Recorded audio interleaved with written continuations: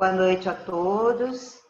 Sejam todos bem-vindos a mais uma palestra de quarta-feira da Sociedade Espírita Jorge. Nós vamos iniciar com a leitura de uma página do livro Vinha de Luz, lição 86. Saibamos confiar. Não andeis, pois, inquietos. Jesus em Mateus 6,31. Jesus não recomenda a indiferença ou a irresponsabilidade.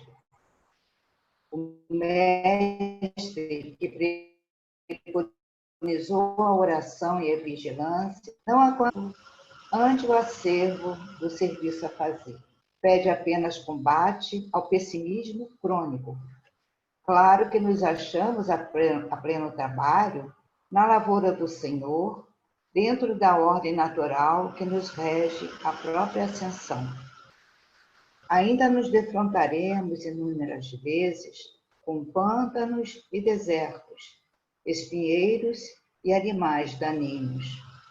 Urge, porém, renovar atitudes mentais na obra que fomos chamados, aprendendo a confiar no divino poder que nos dirige.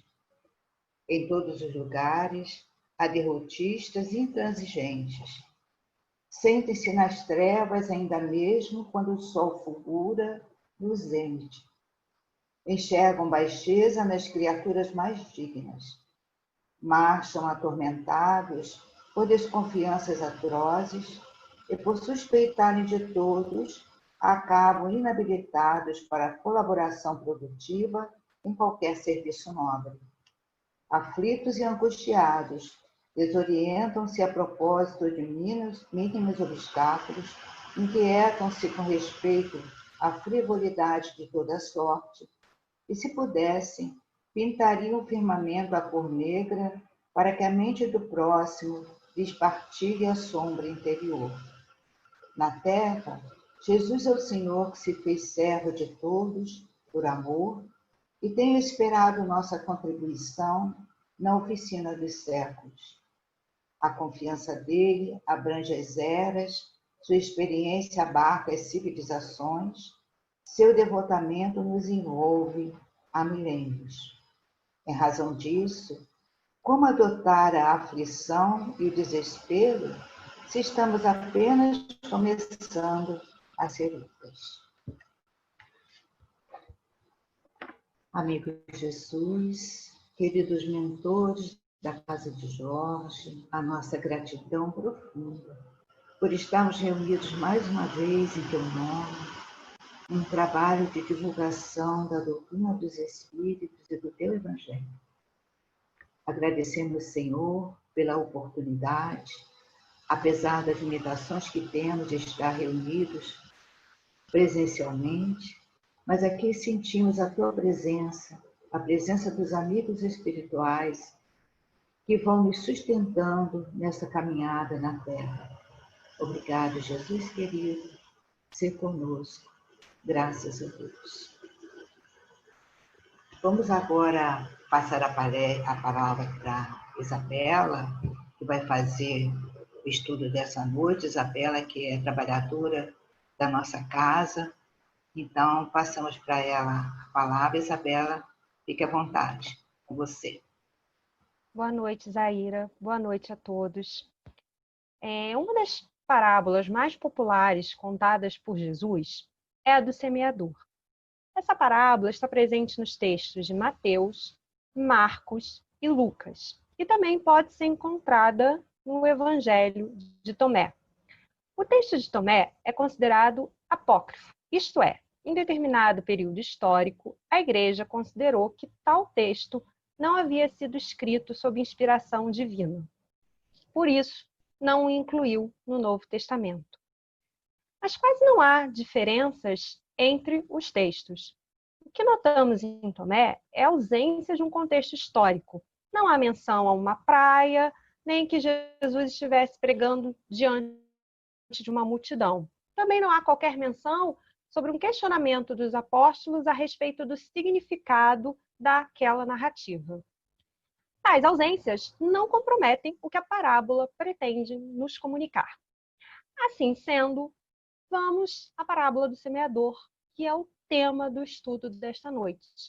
E eu vou utilizar como fonte o texto de Tomé. Eis que o semeador saiu, encheu suas mãos e atirou as sementes. Algumas caíram no caminho. Vieram os pássaros, as recolheram. Outras caíram sobre a rocha, e elas não soltaram raízes pela terra dentro, nem fizeram brotos crescerem para o céu. E outras caíram sobre os espinhos, que sufocaram as sementes, e os vermes as comeram. E outras caíram em terra boa, e produziram bons frutos lá em cima. Ela produziu 60 por medida e 120 por largura.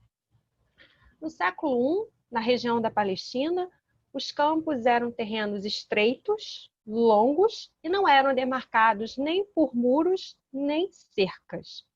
O método consistia em lançar as sementes com o objetivo de que elas cobrissem grandes áreas de solo, inclusive as margens.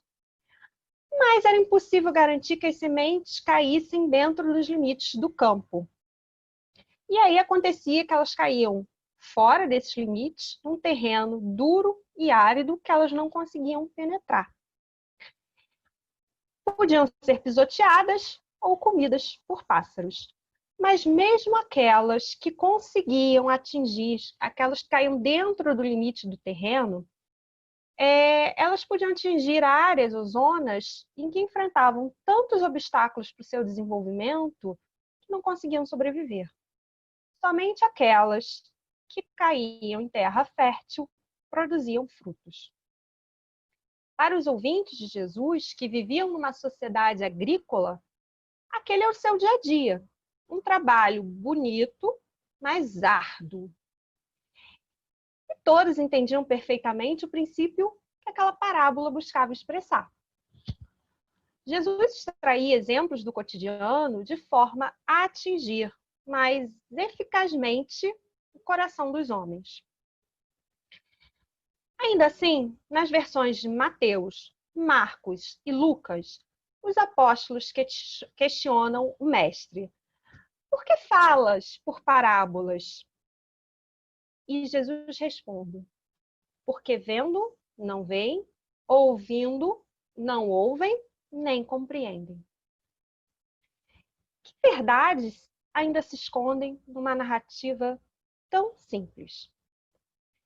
Na parábola, Jesus se compara a um semeador que lança sementes indistintamente, o que nos leva a concluir que as revelações divinas estão ao alcance de todos os filhos de Deus, ou são dadas a todos os filhos de Deus. Mas cada qual a recebe de acordo com a qualidade da sua terra, ou melhor dizendo, a qualidade do terreno da sua alma. Sabemos que a semente, para germinar, ela precisa morrer enquanto semente e despertar todo o seu potencial renascida como planta. Assim também são os homens. Nascem, morrem, renascem. Se a semente é a palavra de Deus, ela só será capaz de provocar profunda transformação em nossas vidas se a vivenciarmos com profundidade. Sim, porque quando a semente vivencia aquele processo de germinação, de surgimento como planta, isso implica uma descida na profundidade. Se acolhermos em nosso coração, dispostos a morrermos como homens velhos e renascermos como homens novos. Há mais tempo do que nós podemos supor, Deus tem enviado os seus semeadores. E nenhum dos seus filhos fica esquecido, mesmo aqueles que estão à margem da sociedade. Esses semeadores, eles nos lembram de verdades que trazemos em nossa consciência e nos convidam a não mais desprezá-las. Mas Deus também concede o livre-arbítrio. E o resultado da semeadura pertence exclusivamente aos homens. Então, no primeiro caso, em que ele fala da semente que cai fora dos limites do campo, encontra a terra dura e árida e não consegue penetrá-la. Humberto Holden, no livro Sabedoria das Palavras, ele diz que nos textos evangélicos os pássaros fazem alusão ao mal, né? Sinônimo de malvado, de incorreto. Em 1960, nos subúrbios de Buenos Aires, Adolf Eichmann ele foi capturado por um comando israelense e levado para Jerusalém, no que seria o tribunal, o julgamento nazista mais importante desde o tribunal de Nuremberg. O Eichmann era considerado um monstruoso carrasco nazista, porque ele era responsável pelo planejamento e a operacionalização da chamada solução final, o Holocausto, né? No qual morreram judeus, mas também os ciganos, eslavos, homossexuais, comunistas, na Segunda Guerra Mundial. E a Hannah Arendt, que era uma filósofa judia alemã e havia conseguido escapar do regime nazista, ela foi cobrir o julgamento como repórter do The New Yorker. E ela chocou o mundo, e principalmente a comunidade judaica, porque ela não classificou o Eichmann como um ser monstruoso.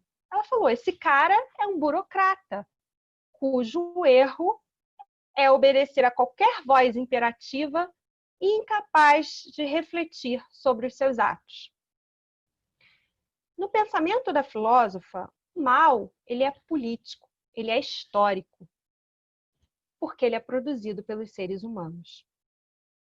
Quando nós associamos o mal a seres cruéis, monstruosos, malignos, de certa forma, nós nos colocamos a salvo de praticá-lo, porque sabemos que nós não somos capazes de atos perversos. Mas quando nós entendemos que o mal é o resultado do uso equivocado do livre-arbítrio, todos somos vulneráveis de praticá-lo. Em A Gênese, no capítulo 3, item 10, Kardec afirma o seguinte: o espírito tem por destino a vida espiritual. Porém, nas primeiras fases da sua existência corpórea, somente as exigências materiais lhe cumpre satisfazer.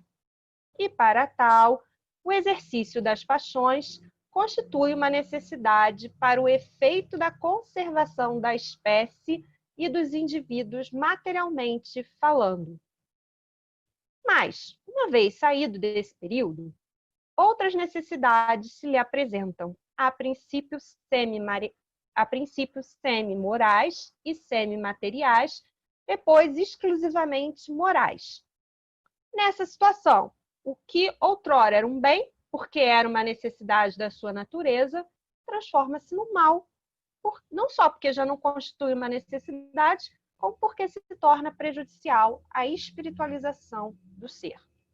Nesse sentido, a gente pode entender o mal identificado como ego humano.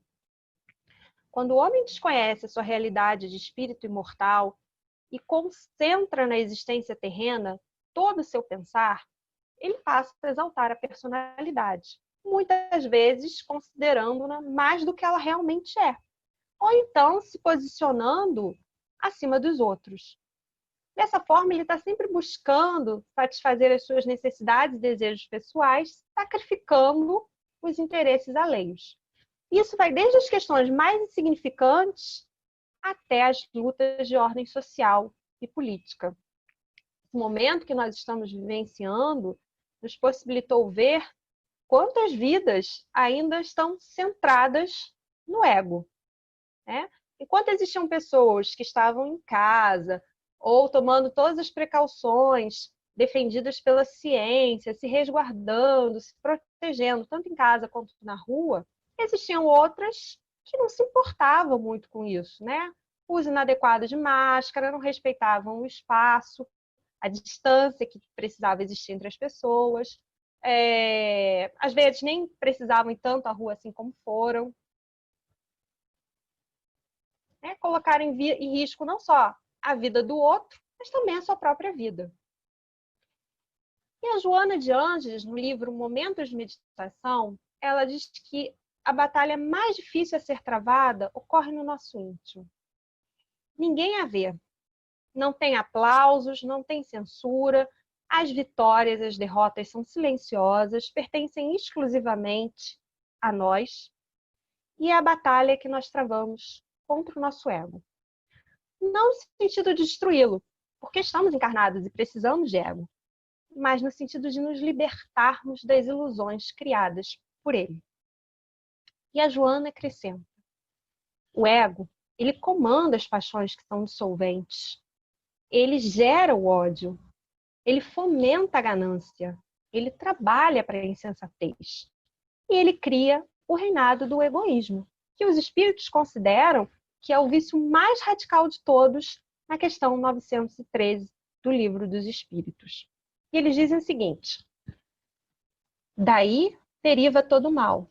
E estudai todos os vícios e vereis que no fundo de todos há egoísmo.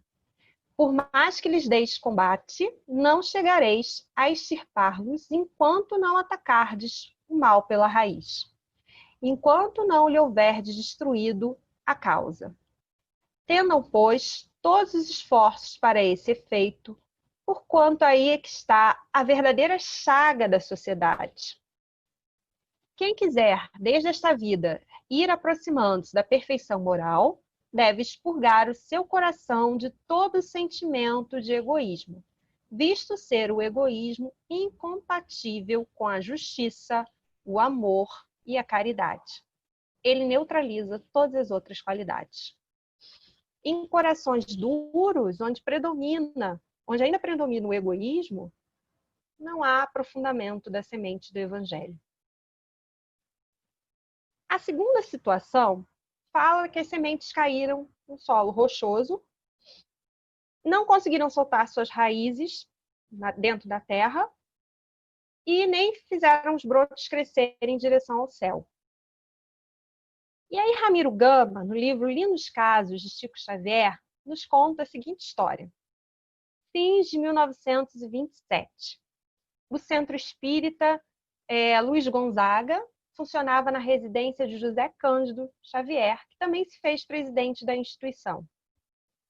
E era um centro muito bem frequentado. Muito bem frequentado no sentido de que tinha várias pessoas, estava sempre cheio. E existiam várias promessas para o serviço mediúnico. Então, o centro funcionava na residência do José, que era irmão do Chico, e segunda e sexta-feira à noite eram dias dedicados às reuniões públicas.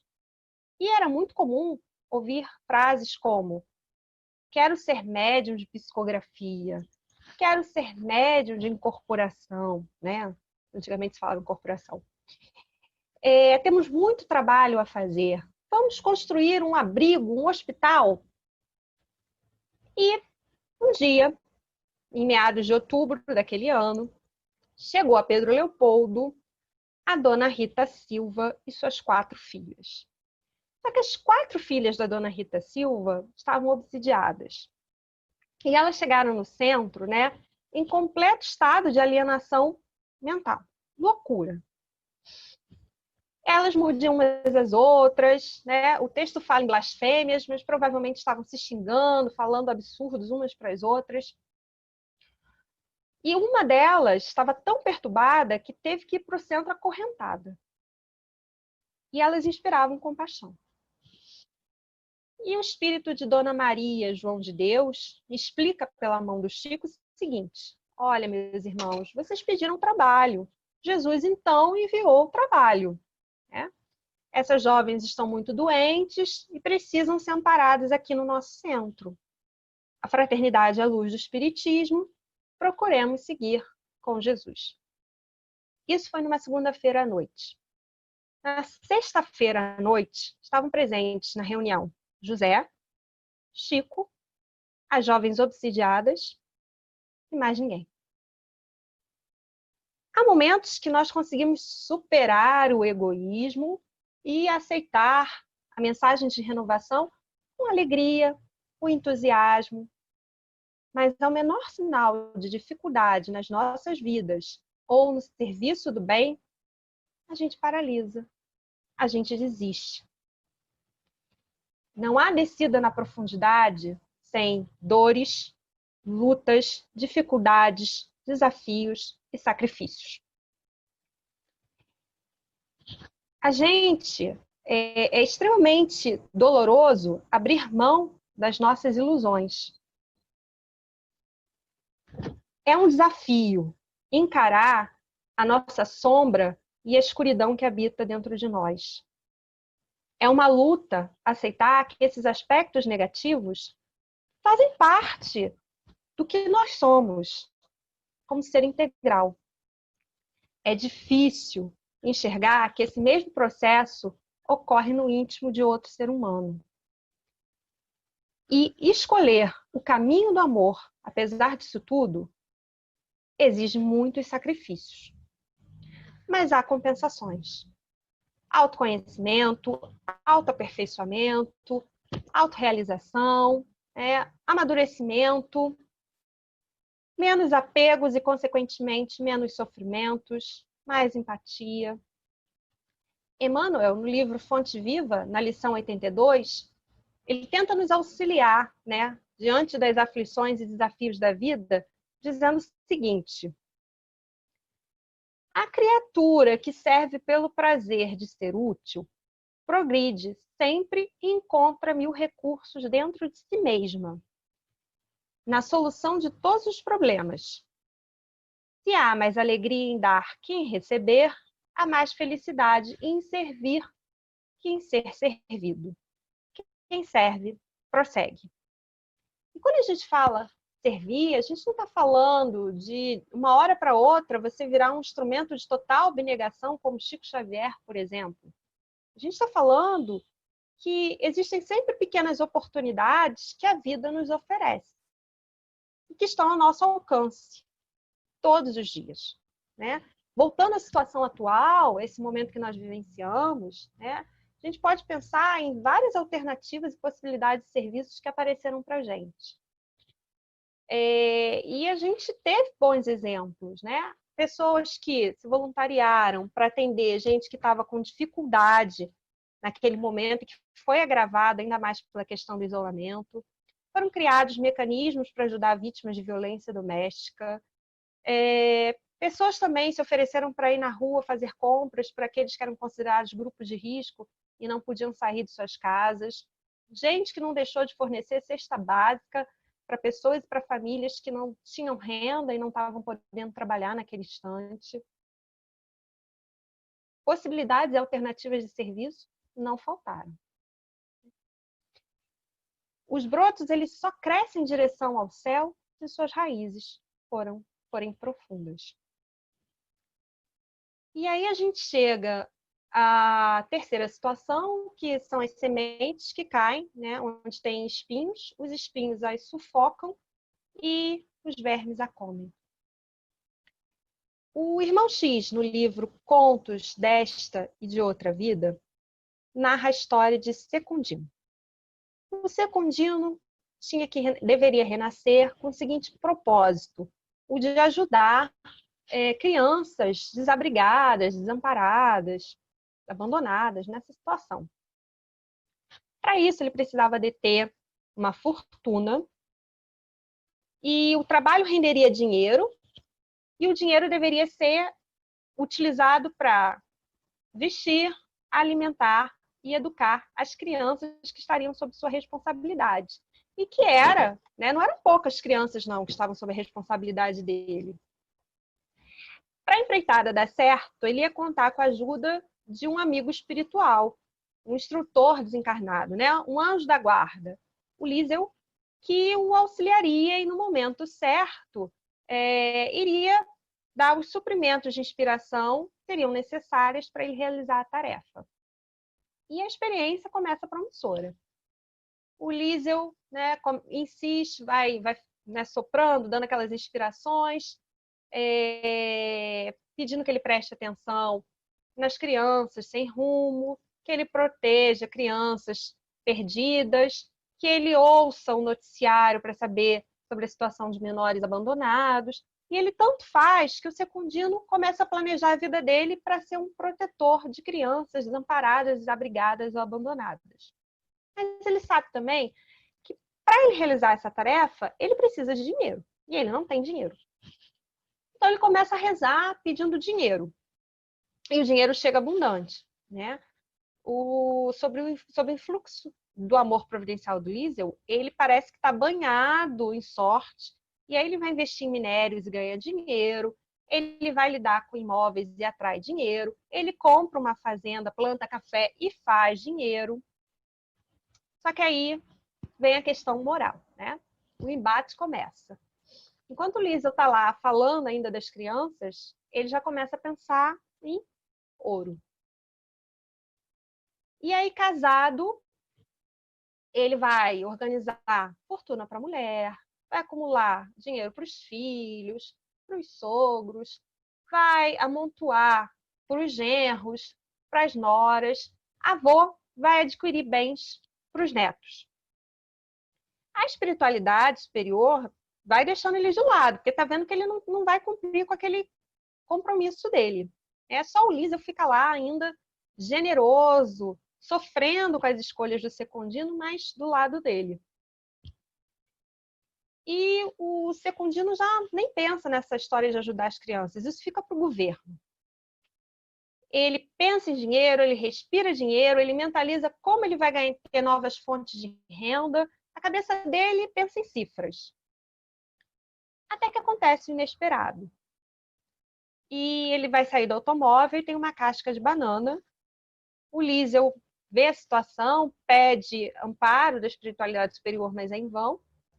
E o Secundino, então, não vê a casca de banana, pisa, escorrega e leva aquele tombo. E aí ele fratura o fêmur e tem uma série de complicações a partir, né, desse tombo.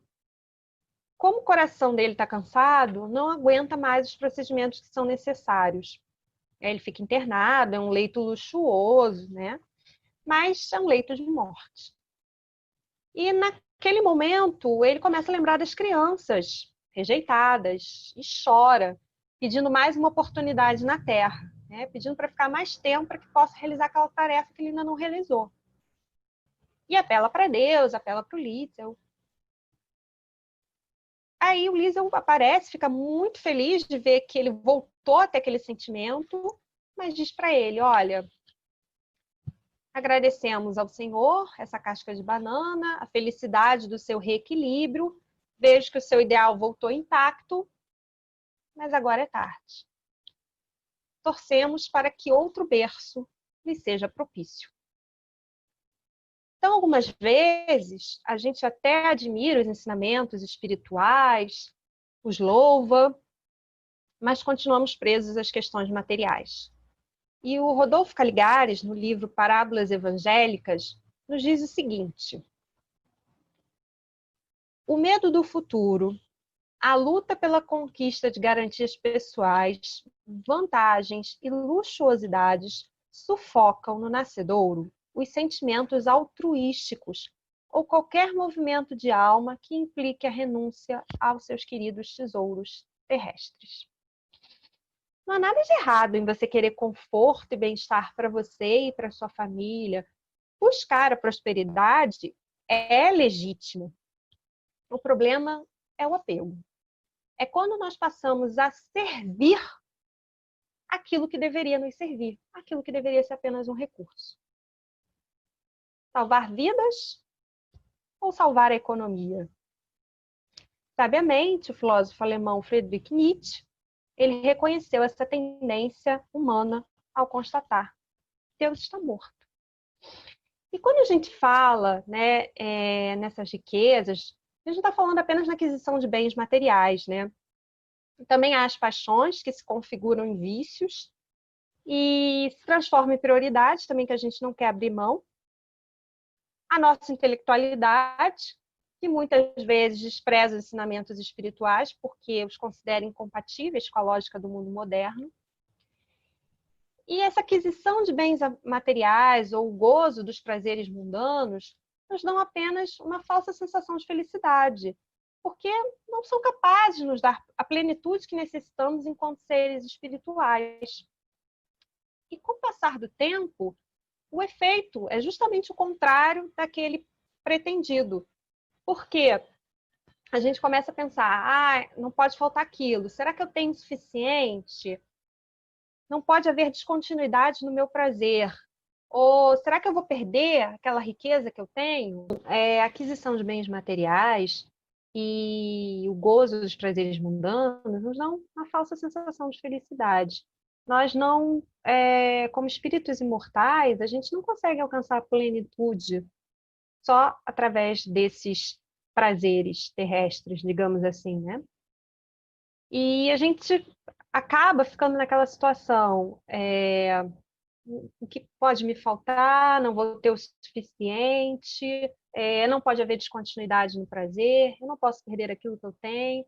São pensamentos que aos poucos vão nos sufocando. E a gente vai deixando de lado a aquisição de valores morais, espirituais, as virtudes.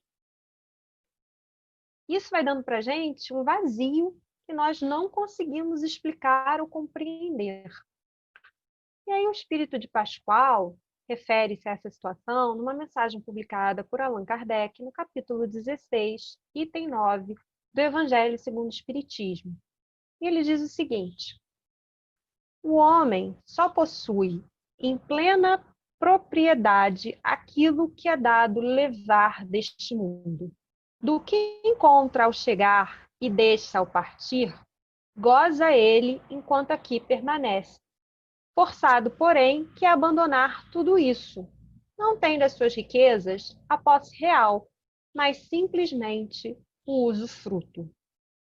E é então que ele possui? Nada do que é do uso do corpo, tudo que é do uso da alma, a inteligência, os conhecimentos, as qualidades morais, isso é que ele traz e leva consigo, e ninguém lhe pode arrebatar, o que lhe será de muito mais utilidade no outro mundo do que neste. Depende dele ser mais rico ao partir do que ao chegar, visto como, do que tiver adquirido em bem, resultará a sua posição futura. E tudo aquilo que a gente não leva, os vermes comem. A quarta situação fala da terra que produz frutos. E aí, outro dia, eu recebi pelo WhatsApp, até complicado falar isso, né, gente? Mas eu recebi um vídeo pelo WhatsApp, mas tudo bem, confiável, do meu grupo de estudo. E esse vídeo falava a história de uma francesa, a Francine Christophe, que aos 8 anos foi deportada para um campo de concentração, junto com a mãe. E elas foram para esse campo de concentração na condição de prisioneiras de guerra. Então, como tal, elas podiam levar um ou outro item da casa. Algumas pessoas, né, que estavam naquela mesma situação que elas, levavam arroz, outras levavam açúcar. E a mãe da Francine escolheu levar 2 pedacinhos de chocolate. E ela justificou o seguinte: na hora que a situação estiver insuportável, o chocolate vai nos dar conforto. Elas ficaram no alojamento onde existia uma mulher grávida, muito debilitada.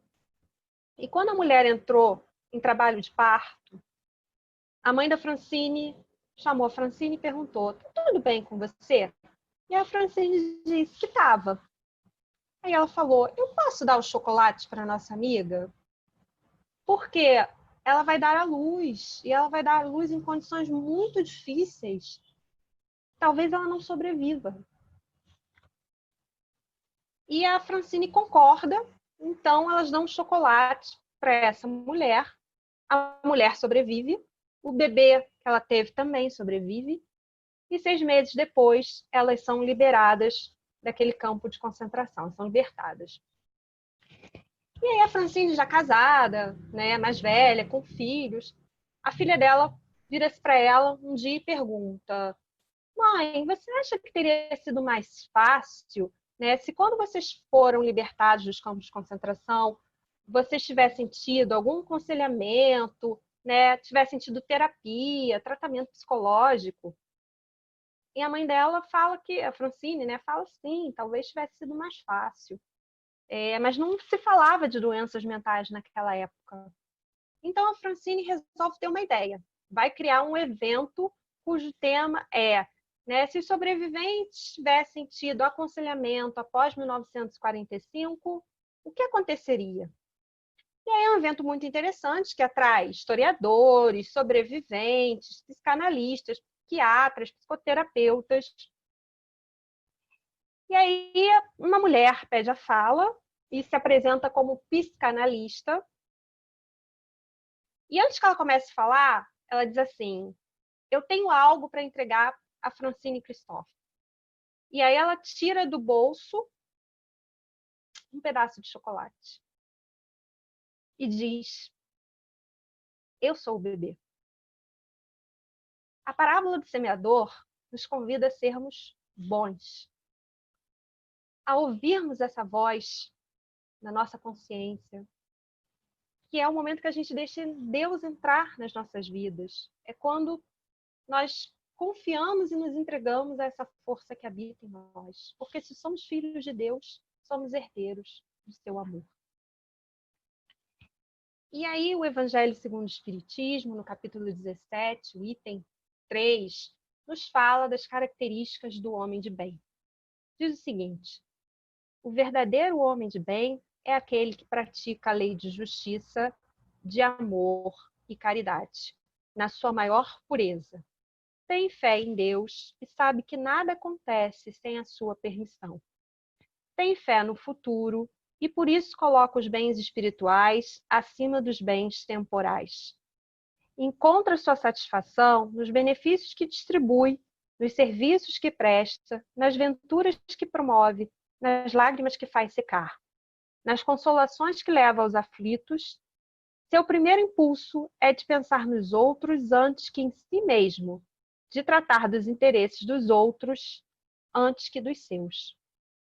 Uma das belezas da parábola do semeador é a comparação que Jesus faz de si com o agricultor. Evangelizar e semear viram sinônimos, e as duas tarefas envolvem sucessos e fracassos. O que todo bom agricultor sabe é que a saúde do solo depende de uma condição básica: nutrição adequada. E nós? Como nós estamos nutrindo o terreno da nossa alma? É necessário saber a composição do solo para que se possa saber quais procedimentos, né, adotar para fertilizar o solo, para nutrir a planta. Isso é equivalente ao nosso processo de autoconhecimento.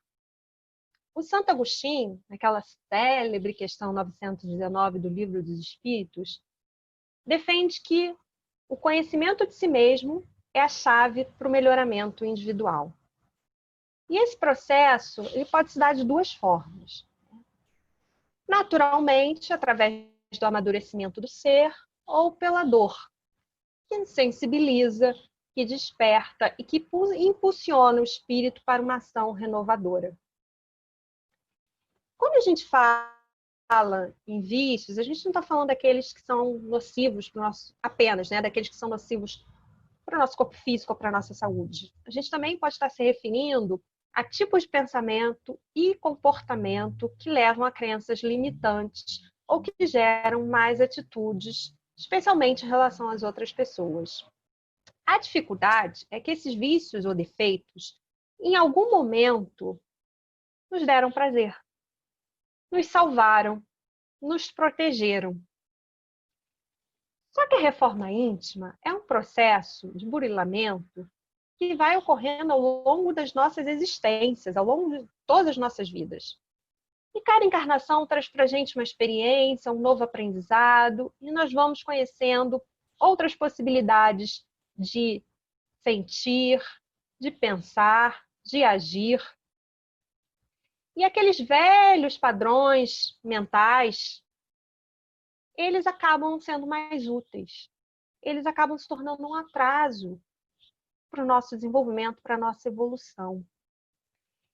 Eu lembro do livro Paulo Estevão, em que Emmanuel narra a história de Paulo de Tarso, num trecho em que existe lá o embate entre Paulo, né, que após a conversão ele queria ampliar os horizontes, semear a palavra de Deus em outros solos, configurando aí o exemplo do homem novo, aquele que se entrega à vontade de Deus, mas ele enfrentava a oposição de Tiago, que estava muito preso às crenças e costumes judaicos e queria manter isso dentro do cristianismo. Tiago representa o homem velho. Mas a gente também entende na história por que o Tiago agia daquela forma, né? Quando Paulo era um ferrenho perseguidor dos seguidores de Jesus, o Tiago escapa da sua ira justamente porque ele se prende àqueles costumes e tradições judaicas. Então ele entende aquilo como algo muito importante, do qual ele acha que não é possível abrir mão. E a gente também age assim, né, em certos momentos. Por mais que a gente esteja cheio de boas intenções, faça aquele planejamento mental para fazer tudo certinho, tem algo que é mais forte que a gente, faz a gente agir daquela maneira que a gente não gostaria, né? O próprio Paulo constata isso quando ele fala: o bem que eu quero, esse eu não faço. Mas o mal que eu não quero, esse eu faço. E aí, quando a gente recai nessa situação, né? Ou a gente fica se culpando, se penitenciando. Ah, por que eu fiz isso? Por que eu sou dessa forma? Não devia ter feito aquilo. Ou então a gente se justifica colocando a culpa no outro. Ah, ele provocou, ele falou demais, ele agiu de forma inadequada. A gente coloca a responsabilidade dos nossos atos para o outro. E aí o autoconhecimento é importante porque ele nos possibilita, né, entender as nossas razões, motivações, medos, avaliar nossas emoções, nossos sentimentos, fazendo com que a gente tenha outras alternativas, né, de ação. A gente não precisa ser tão reativo, tão intempestivo a partir do momento que a gente se conhece.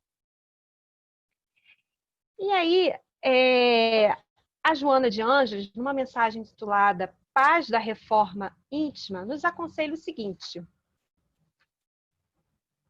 sempre que surja oportunidade, faze o bem, por mais insignificante que te pareça. Gera o momento de ser útil e aproveita-o. Não aguardes pelas realizações retumbantes, nem te detenhas esperando as horas de glorificação. Para quem está honestamente interessado na reforma íntima, cada instante lhe faculta conquistas que investe no futuro, lapidando-se e melhorando-se sem cansaço. Toda ascensão exige esforço, adaptação e sacrifício. Toda queda resulta em prejuízo, desencanto e recomeço.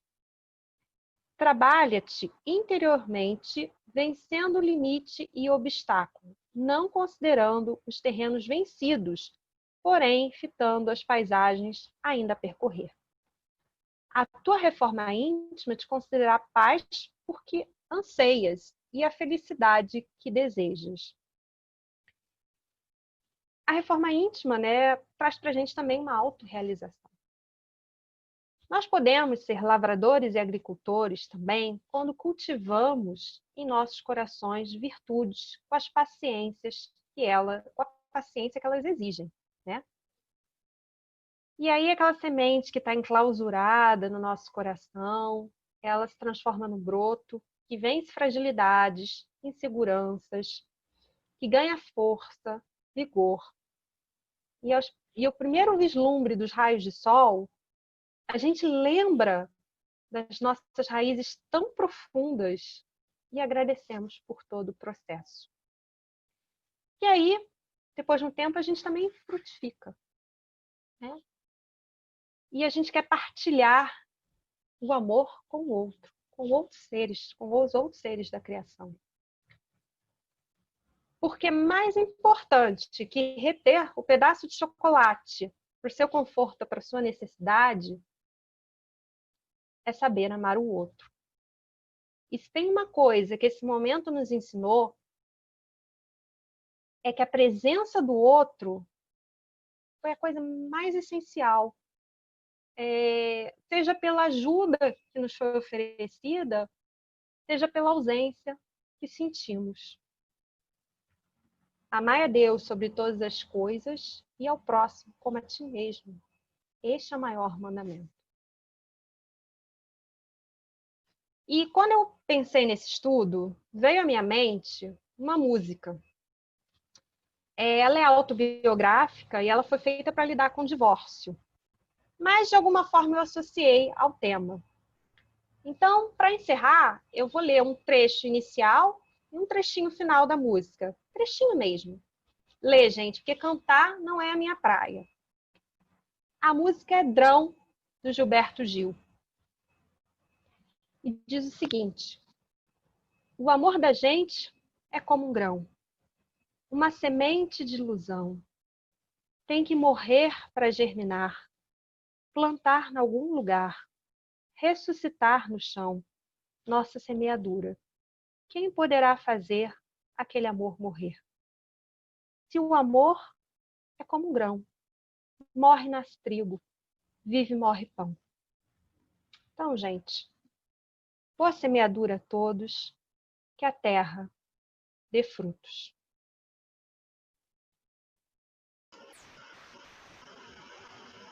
Nós agradecemos a Isabela por esse estudo, reflexões que nós levamos no nosso coração, somos, na verdade, semeadores, e Jesus abençoe.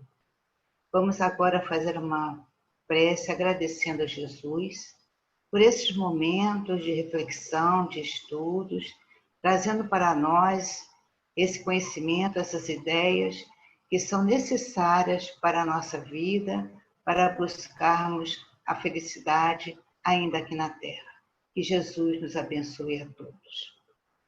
Assim, nós estamos encerrando, agradecendo a todos pela presença, por acompanhar-nos e que nós possamos contar com vocês também na próxima quarta-feira para mais um estudo aqui nesse mesmo canal, nesse mesmo lugar, nessa mesma hora. Obrigado, boa noite.